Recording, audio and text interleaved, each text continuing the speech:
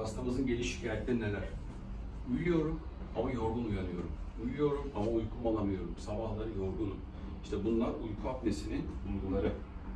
Hastamız body mass indeksi de gayet iyi. Mesleği aslında özellikle gırtlağında kullandığı bir meslek.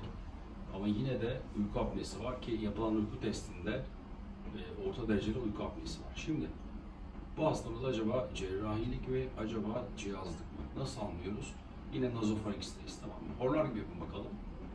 Bak, vibrasyon oluşturan yer burası. Küçük dil, yumuşak damak ve lateral faringel bantlar. Ve buradan aşağı dil köküne doğru iniyorum. Burnunuzdan nefes alın lütfen. Yine horlar gibi yapın. Mesela bak, bu hastamızın epiglotu biraz düşük. Burnunuzdan nefes alıp verin bakayım. Bir daha geliyorum. Yapın bakalım. Evet. Ama genel olarak lateralden çok dil kökünü daraltmıyor.